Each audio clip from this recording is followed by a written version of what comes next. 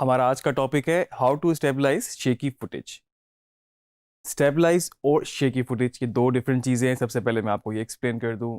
Stabilise से मतलब ये है मेरे पास कि अगर आपके पास कोई शॉट रिकॉर्ड करते हैं आप कैमरा में, तो उसकी अगर कोई उससे मूवमेंट है या फिर वो हैंड हेल्ड है तो उसमें थोड़े से जर्क हो सकते हैं, थोड़ी सी उसकी आप मूवमेंट देख सकते हैं कि कैमरा उसमें थोड़ा सा आपको शेकी सा लग रहा हो।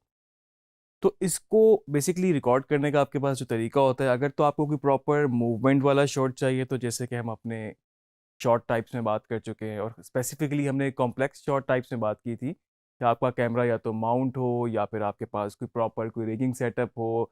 और आजकल आपके पास बहुत ज़्यादा कॉमनली यूज़ हो रहे हैं गिम्बल। आपके पास मोबाइल गिम्बल भी मौजूद हैं, आपके पास DSLR गिम्बल भी मौजूद है, और इसके अलावा बड़े कैमरास के लिए स्टेडी कैम यूज़ किया जाता था, प्रॉपर जो जैकेट होती थी, और उसके बाद आपका मूवमेंट वाला शॉट उसमें से आप अपना रिकॉर्ड कर सकते थे।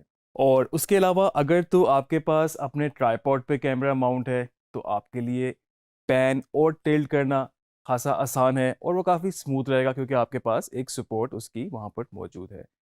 अगर वही शॉट, वही पैन टिल्ट या फिर किसी और तरह की मूवमेंट आप हैंड हेल्ड कर रहे हो, मतलब कि आपके पास कोई माउंटिंग सपोर्ट नहीं है, आप अपने हाथ में कैमरा रख के यूज़ कर रहे हैं, तो उसमें बहुत ज़्यादा पॉसिबिलिटी है कि थोड़ा सा शेक, थोड़ा सा जर्क उसमें आ जाए। वैसे तो जितना स्मूथ आप उसको रिकॉर्ड करें उतना आपके लिए बेहतर है, लेकिन आप बहुत हद तक उसको आप पोस्ट प्रोडक्शन में भी, यानी कि अपने video editing software Adobe Premiere के अंदर भी उसको कंट्रोल कर सकते हैं। आपके सॉफ्टवेयर अडोबी प्रीमियर प्रो के अंदर आपके पास वार्प स्टेबलाइजर के नाम से ये एक स्टेबलाइजर मौजूद है। अगर आपकी शेकी फुटेज होगी, अगर उसमें थोड़ी सी इस तरह की मूवमेंट है, अननेचुरल सी है, शेकी है, आप उसको स्टेबलाइजर यूज़ करके काफ़ी हद तक उसको बेहतर कर सकते हैं। अभी हम उसको एक्सप्लोर करेंगे, साथ साथ थोड़ी सी उस टेक्निक पे भी बात करेंगे वो करता क्या है। थोड़ा सा वो उसको स्केल अप करता है, थोड़ा सा वो उसकी मोशन को एडजस्ट करता है, तो आपका उसमें से शेक और जो जर्क होता है वो निकल जाते हैं। आइए देखते हैं। तो मैंने यहाँ पर अपनी टाइमलाइन पे एक फुटेज इंपोर्ट कर ली है, और ये बहुत हद तक एक शेकी फुटेज है। मैं आपको फुल स्क्रीन करके दिखाता हूँ ये। तो आप देख सकते हैं इसमें कैमरे की मूवमेंट काफ़ी ज़्यादा शेकी भी है और कुछ अब्रप्ट कंफ्यूजिंग सी भी है। अब हम इसको देखते हैं कि हम इसको पोस्ट में कितना बेहतर कर सकते हैं। ऑब्वियसली हमने इसको स्टेबलाइज करना है। हमारे पास जो इफेक्ट यहाँ पर प्रीमियर में है वार्प स्टेबलाइजर के नाम से, मैं इफेक्ट में जाके अगर मुझे इफेक्ट का नाम पता है, इवन कि मुझे सेकंड नेम भी पता है, तो मैं अगर वो भी लिखूंगा तो मेरे पास यहाँ पर, अभी मैंने स्टेब ही लिखा था और मेरे पास यहाँ पर ये इफेक्ट आ गया। और यहाँ पे मुझे ये शो हो रहा है कि ये वीडियो इफेक्ट्स के अंदर डिस्टॉर्ट के फोल्डर के अंदर वार्प स्टेबलाइजर आपके पास मौजूद है। डबल क्लिक कर सकता हूँ क्योंकि यहाँ पर मेरे पास क्लिप सिलेक्ट है, या ड्रैग करके इसको लगा सकता हूँ। आप देख रहे हैं कि इस वक्त मुझे अगर ये कंफर्म करना हो ये इफेक्ट लग गया है कि नहीं, तो मैं अपनी इफेक्ट कंट्रोल विंडो में स्क्रॉल डाउन करूँगा और यहाँ पर ये वार्प स्टेबलाइजर लग रहा है। तो बेसिकली क्या करता है, सबसे पहले ये इसको एनालाइज करता है। आप देख रहे हैं इस वक्त यहाँ पर ये इसको एनालाइज कर रहा है, और आपको एक फिगर भी दे रहा है, परसेंटेज भी बता रहा है। अब ये स्टेबलाइज करेगा इसको एनालाइज यहाँ पर कंप्लीट करने के बाद। तो अभी जो भी इसकी बाय डिफ़ॉल्ट सेटिंग्स होती हैं उसके ऊपर इसने इसको रख के स्टेबलाइज कर दिया। हम इसको अब प्ले करके देखते हैं शुरू से ही।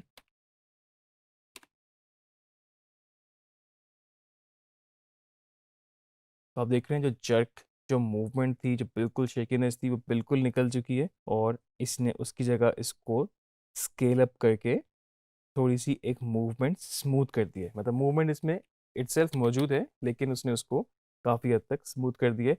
और वो उसने इसलिए किया, वो उसको स्केल अप थोड़ा सा वो कर चुकी है। यही टेक्निक है, इसी वजह से वो उसको स्टेबलाइज कर सकते हैं। नहीं तो आपने देखा था कितनी ज़्यादा उसमें मूवमेंट थी, कितना ज़्यादा शेक था। और अभी जो हुआ है ये बिल्कुल बेहतरीन तरीके से मुझे लगता है स्मूथ हो चुका है। अगर मैं इसको स्टेबलाइजर के इफेक्ट को एक दफ़ा बंद करूं, तो आप यहाँ पर एक डिफरेंस देख सकते हैं कि आपका जो फुटेज था वो कितना ज़्यादा उसको स्केल अप करना पड़ा। इसके बगैर ये पॉसिबल नहीं था। कुछ और इसमें ऑप्शन ज़रूर मौजूद है नीचे, अगर मैं उनको भी थोड़ा सा एक्सप्लोर कर लूँ, तो आप देख सकते हैं कि आपके पास सबसे पहले तो ये आपसे पूछ रहा है कि आपका रिजल्ट, आपको स्मूथ मोशन चाहिए, जो कि अभी आपने देखा था कि जहाँ पर मूवमेंट थी तो हल्की सी वो एक स्मूथ मोशन आपको दे रहा था। अगर आप चाहें तो नो मोशन भी रख सकते हैं। अब ये दोबारा से इसको एनालाइज करेगा और उसके बाद फिर स्टेबलाइज करेगा। अब इसने जो स्मूथ मोशन की थी वो नहीं है और आपका जो फुटेज है वो इस वक्त स्टैटिक रहेगा। आप देख रहे हैं इस वक्त मैंने ये फाइल प्ले की हुई है और जो एक पहले मूवमेंट थी, मोशन थी, वो नहीं है। अब बिल्कुल आपका फ्रेम स्टैटिक है और इस तरह से आपका ये बगैर मूवमेंट के हो गया। हाँ, इसने इसको इतना ज़रूर मूवमेंट में ये ज़रूर किया है कि इसको थोड़ा सा स्केल अप कर लिया है, क्योंकि इसके अलावा ये इसको स्टेबलाइज कर भी नहीं सकता था। तो ये आपके ऊपर है, आपकी चॉइस के ऊपर है कि आप इसमें मोशन दें या ना दें। बाज़ दफ़ा मोशन अच्छी भी लगती है, बाज़ दफ़ा ज़रूरी भी हो जाता है, क्योंकि वो इसको नो मोशन में उस तरह से बिल्कुल स्टैटिक सा कर देगा आपको, वो फ्रेम बिल्कुल आपको समझ में नहीं आएगा, आपको जिस तरह से आपको चाहिए होगा। और उसके नीचे हमारे पास स्मूथनेस की ऑप्शन है कि कितना परसेंटेज आपको स्मूथ करना है। बाय डिफ़ॉल्ट ये 50% होता है, जो कि खासा इस वक्त इसके ऊपर सही रहता है। अच्छा, उसके बाद ये आपसे पूछ रहे हैं मेथड, कि आपके पास क्या तरीका है इसको स्टेबलाइज करने का। तो आपके पास पोजीशन आ रहा है, पोजीशन, स्केल, रोटेशन आ रहा है, पर्सपेक्टिव आ रहा है और सब स्पेस वार्प आ रहा है। तो बेसिकली ये क्या करता है कि अगर हमने इसको यहाँ से पोजीशन सिलेक्ट कर दिया, तो इस वक्त जो है ये इसकी सिर्फ पोजीशन को चेंज करते हुए स्टेबलाइज करेगा। आप देख रहे हैं इस वक्त कि आपको थोड़ा सा इसमें पर्सपेक्टिव डिफरेंट लगेगा, और क्योंकि इसने इसको स्केल नहीं किया, सिर्फ पोजीशन को ये कर रहा है इस वक्त, तो थोड़ा सा आपको इसमें एक डिफरेंस नज़र आ रहा है। और उसके बाद अगर मैं इसको तीनों ऑप्शन दे दूं, पोजीशन, स्केल, रोटेशन, जो कि मुझे लगता है सबसे बेस्ट ऑप्शन हो सकती है इस वक्त इस केस में।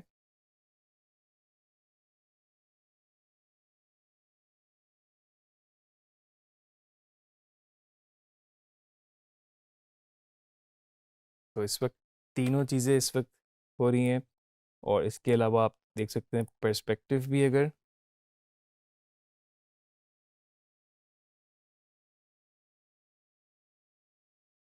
तो ये तो था पर्सपेक्टिव। और इसके बाद हमारे पास जो चौथा मेथड है, सब स्पेस वार्प। तो बेसिकली ये आपको डिफरेंट एरियाज में जाके इस फ्रेम की, जहाँ जहाँ पर उसको ज़रूरत होती है उस हिसाब से डिफरेंट एरियाज में जाके उसको थोड़ा सा बेंड करता है, थोड़ा सा रोटेट करता है, और इस तरह से आपके पास इसका रिजल्ट अगर हम देखें तो कुछ इस तरह से आएगा।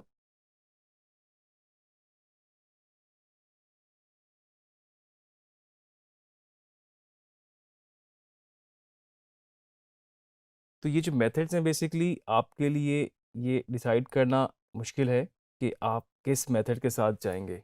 मेरा ख्याल से ये बिल्कुल ऐसे ही है कि आपकी जो फुटेज जो उसमें शेक है उस पर डिपेंड करता है कि कितना उसमें डिफरेंट शेक है। कहीं पर स्केल की ज़रूरत है, कहीं पर पर्सपेक्टिव हिल रहा है, कहीं पर उसको स्पेसिफिक पॉइंट्स पे करना है जाके। तो वो टोटली डिपेंड करता है आपका मेथड कि किस तरीके से आप उसको करते हैं। नॉर्मली ये जो आप जब इफेक्ट लगाते हैं तो ये सेटिंग्स इस तरह से आपके पास हुई होती हैं, आपके पास रिजल्ट में स्मूथ हो सकता है। और उसके बाद मेथड जो है सब स्पेस वार्प, जो कि सबसे ज़्यादा कॉमनली यूज़ किया जाता है, लेकिन ज़रूरी नहीं है कि इन्हीं सेटिंग्स पे ही आपको वो डिज़ायर आउटपुट आ जाए। आपको इनको चेंज करना पड़ सकता है। आपकी अपनी फुटेज की जो भी उसमें जितना शेक है, जितना उसमें थोड़ा सा कॉम्प्लिकेशंस है, तो उस हिसाब से ही आपको अपने इफेक्ट लगा के आप इसको ट्राई कर सकते हैं। डिफरेंट डिफरेंट मेथड्स को देख सकते हैं, जो उस पर सूट करता है आप उस पर उसको यूज़ कर सकते हैं। नीचे सबसे लास्ट में मेरे पास यहाँ पर फ्रेमिंग, इसके बॉर्डर की ऑप्शन है कि इसकी जो फ्रेमिंग है वो इसको क्या कर रहा है। अगर तो खाली स्टेबलाइज ओनली करेगा तो आप देख सकते हैं कि इस वक्त उसने इसको स्केल नहीं किया हुआ, सिर्फ स्टेबलाइज किया हुआ है। तो फुटेज जो है आपका बेसिकली उसने स्टेबलाइज कर दिया, लेकिन यहाँ से आपके पास इस तरह से आपका फुटेज इस वक्त स्टेबलाइज है ये वाला, लेकिन जो इसके बॉर्डर्स हैं वो उसको स्केल अप नहीं किया इसने, क्योंकि हमने स्टेबलाइज ओनली सिलेक्ट किया था। सेकंड ऑप्शन स्टेबलाइज क्रॉप है, और ऑब्वियसली आपको तो फुल स्क्रीन पे चाहिए होता है, तो आप इसको यही ऑप्शन यूज़ करेंगे जिसमें स्टेबलाइज, क्रॉप और ऑटो स्केल है। क्रॉप वाली ऑप्शन है, इसमें देखते हैं इसने क्या किया है। तो आप देख रहे हैं इसने इसको यहाँ से इस वक्त क्रॉप कर दिया है, और बीच वाला फुटेज जो है आपका इस वक्त टोटली स्टेबलाइज हो चुका है, स्मूथ हो चुकी है। ये ऑप्शन आपकी बाय डिफ़ॉल्ट भी होती है, और सबसे ज़्यादा यूज़ भी यही मैं रिकमेंड करूँगा आपको। इसमें इसको क्रॉप भी कर सकता है, इसको स्केल भी कर सकता है, और साथ साथ स्टेबलाइज तो कर ही रहा है। और इसी तरह से बॉर्डर में आपके पास फ्रेमिंग के लिए जो सबसे लास्ट है वो स्टेबलाइज सिंथेसाइज एजेस। तो बेसिकली इसमें क्या करता है, अगर ये ऑप्शन मैं सिलेक्ट करूँ कि तो जो जहाँ पर ब्लैक एरियाज बनते हैं, जहाँ पर जो एजेस बनते हैं, तो वो उनको ऑटो फिल करने की कोशिश करता है, आप देख सकते हैं इस वक्त। और ये थोड़ा सा ज़रा हैवी है फाइल इस वक्त, तो इसलिए आपको ये प्लेबैक में थोड़ा सा प्रॉब्लम दे सकता है। तो यहाँ पर ये जो एजेस थे ये साथ साथ इनको फिल भी कर रहा है। लेकिन इसमें भी बॉर्डर में आपके पास स्टेबलाइज, क्रॉप और ऑटो स्केल, यही बेस्ट इस वक्त बाय डिफ़ॉल्ट जो ऑप्शन होती है, यही आपके पास बेस्ट ऑप्शन मौजूद होती है। एक टिप मैं आपको इस पे एट द एंड देता चलूँ कि अगर आपने बाय चांस इसकी स्पीड या फर्दर कोई और प्रॉपर्टीज़ को छेड़ा हुआ हो, मिसाल के तौर पे इसकी स्पीड अगर आपने बढ़ाई हुई है और ये 200% इस वक्त हुई हुई है, तो इस पे जब आप स्टेबलाइज़र का इफ़ेक्ट लगाएंगे तो वो नहीं लगाएगा, क्योंकि वो कह रहा है कि warp stabilizer and speed can't be used on same clip. तो इसका तरीका ये होता है कि अगर आप अपने इस क्लिप पे राइट क्लिक करें, आपके पास एक ऑप्शन है नेस्ट की। तो बेसिकली ये क्या करता है, नेस्ट एक आपका वर्चुअल क्लिप बना देता है और आपको एक इस फॉर्म में, एक सीक्वेंस की फॉर्म में यहाँ पर ये दे देगा। अब जो भी उस क्लिप की प्रॉपर्टीज़ थी वो उस क्लिप के अंदर है, नेस्ट एक बिल्कुल फ्रेश वर्चुअल क्लिप बन चुका है। और अगर आपको फर्दर उसी क्लिप में जाकर चेंज करना हो, अब इस नेस्ट पे डबल क्लिक करेंगे तो आपके पास नेस्ट के सीक्वेंस के अंदर वो क्लिप एज इट इज़ खुल जाएगा। जो भी उसकी प्रॉपर्टीज़, जो इफेक्ट्स होंगे वो एज इट इज़ वैसे ही रहेंगे। इसको हम यहाँ से बंद कर सकते हैं। और अब हम ये जो स्टेबलाइज़र है इसको नेस्ट के ऊपर लगाएंगे, तो आप देख सकते हैं कि इस वक्त उसने सेम क्लिप के ऊपर, जिसके ऊपर हमने स्पीड चेंज की हुई थी, उसको नेस्ट करने के बाद उस पर ये स्टेबलाइज़र लगा दिया। ये इसको एनालाइज करेगा और उसके बाद स्टेबलाइज कर रहा है इसको इस वक्त।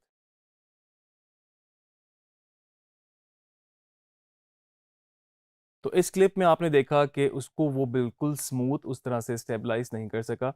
शायद हम इसकी फर्दर सेटिंग्स को चेंज करें तो उसको हम बेहतर स्टेबलाइज कर सकते हैं। और ये इसलिए नहीं किया क्योंकि पहले इसका शेक जो था नॉर्मल स्पीड पे कुछ और था, और अब जाके जब हमने इसकी स्पीड 200% की तो इसका शेक बदल चुका है, वो मज़ीद तेज़ हो चुका है।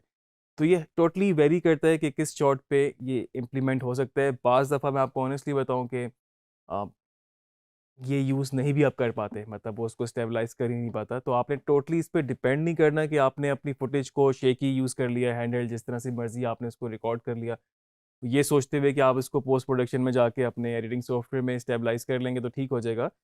हो सकता है बहुत हद तक बहुत चीज़ें बेहतर हो जाती हैं, लेकिन बाज़ दफ़ा बिल्कुल नहीं भी होती। अपनी प्रैक्टिस को जारी रखिए, आगे फर्दर लेक्चर्स में मज़ीद टेक्निक, मज़ीद थ्योरी और मज़ीद प्रैक्टिस पे बात करेंगे।